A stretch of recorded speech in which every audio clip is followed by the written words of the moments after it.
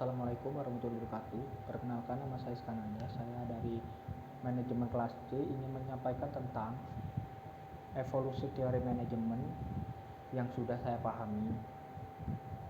Evolusi teori manajemen menurut Robin and Coulter.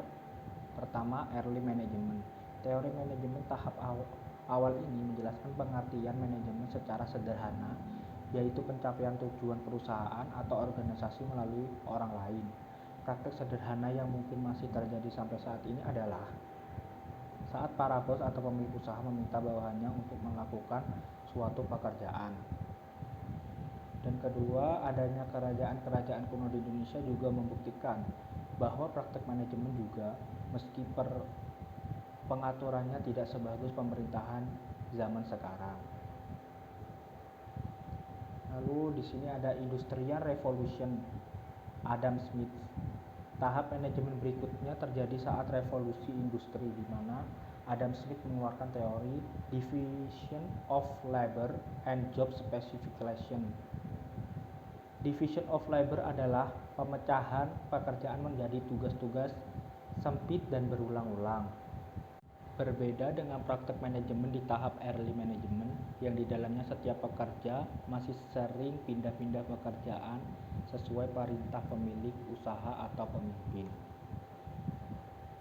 Adanya perubahan manajemen ini membuat munculnya teori baru, yaitu job specification, di mana setiap pekerjaan harus memiliki keahlian khusus dalam suatu pekerjaan. Bureaucratic organization. Pada tahap selanjutnya dari evolusi pemikiran manajemen, yaitu tahap bureaucratic organization. Pada tahap ini perusahaan atau pengusaha sudah mulai mengenal istilah organisasi, sudah mulai mengenal birokrasi yang ditandai 1. Division of labor, 2. Authority hierarchy, 3. Formal selection, 4. Formal rules and regulation, 5. Impersonality, dan 6. Career orientation. Division of labor artinya ada pembagian pekerjaan dalam divisi apartemen yang di dalamnya mengerjakan suatu tugas. Dan authority hierarchy artinya ada rantai komando yang jelas antara manajer tingkat atas, tengah, dan bawah. Ketiga, formal selection artinya jika perusahaan menginginkan penambahan pekerja atau pegawai, pasti ada proses seleksi. 4. Formal rules and regulation artinya perusahaan sudah memiliki aturan-aturan tertulis dan standar operasional prosedur (SOP). Lalu impersonality artinya perusahaan dalam menentukan pengambilan keputusan bukan berdasarkan subjektivitas pemilik perusahaan, tapi juga berdasarkan rapat direksi. Dan terakhir, career orientation artinya perusahaan sudah memiliki rancangan jenjang karir untuk para pekerjanya. Dan selanjutnya adalah knowledge management. Yang dimaksud dengan knowledge management artinya perusahaan sudah menggunakan teknologi informasi untuk mengembangkan dan mengorganisir dari berbagai pengetahuan untuk mencapai keberhasilan kinerja. Chief Knowledge Officer bertanggung jawab untuk bekerja giat dalam proses pembelajaran, memastikan bahwa aset intelektual organisasi dikelola dengan baik dan terus-menerus ditingkatkan. Bentuknya perusahaan menerapkan knowledge management, adanya bagian R&D, Research and Development. Bagian ini bertugas untuk meneliti perkembangan konsumen, tingkat penjualan, inovasi produk, dan perilaku konsumen, sehingga akan memudahkan perusahaan dalam merancang suatu produk baru yang sesuai dengan keinginan konsumen. Dan yang terakhir adalah evidence-based management. Manajemen berbasis fakta. Manajemen berbasis fakta didefinisikan sebagai proses membuat keputusan manajemen berdasar apa yang sebenarnya berjalan, daripada suatu yang terbaik tetapi kekurangan bukti empiris. Artinya suatu pengambilan keputusan itu berdasarkan data yang real di lapangan, bukan hanya perkiraan saja. Sekian presentasi dari saya. Kurang lebihnya mohon maaf. Wassalamualaikum warahmatullahi wabarakatuh. Dan selanjutnya adalah materi tentang manajemen. Pengertian manajemen. Pengertian manajemen menurut Mary Parker Follett menyatakan manajemen adalah the art of getting things done through people, yang artinya manajemen adalah seni dalam mendapatkan sesuatu melalui orang lain.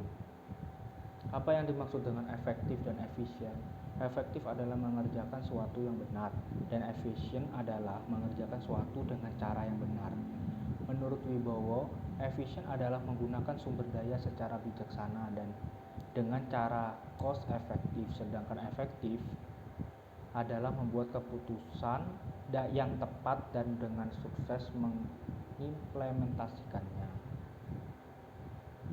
Fungsi manajemen. Menurut J.R. Terry, fungsi manajemen ada 4, yaitu planning, organizing, actuating, controlling. Ada 3 tipe manajer.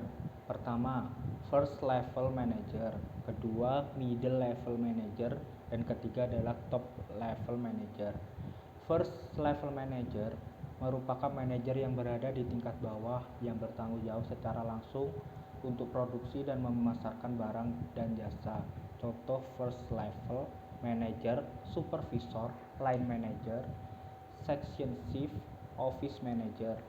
Middle level manager merupakan manajer yang berada di tingkat tengah yang bertanggung jawab atas unit bisnis dan departemen utama. Contohnya departemen head, manager quality, division head, director of research lab. Dan yang terakhir adalah top level manager, merupakan manajer yang berada di tingkat puncak yang bertanggung jawab untuk menetapkan tujuan organisasi, mendefinisikan strategi untuk mencapai tujuan, memonitor dan membuat keputusan yang mempengaruhi seluruh organisasi. Contohnya, pemilik perusahaan, presiden direktur, CEO, dewan direksi. Selanjutnya adalah keterampilan manajerial. Menurut Wibowo ada 3 keterampilan manajerial. Yang pertama, conceptual skill, dan kedua, human skill, dan yang terakhir adalah technical skill.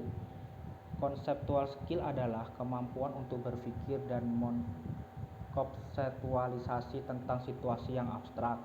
Human skill adalah kemampuan untuk bekerja secara individu maupun secara tim, termasuk kemampuan untuk memotivasi, memimpin, dan lain-lain.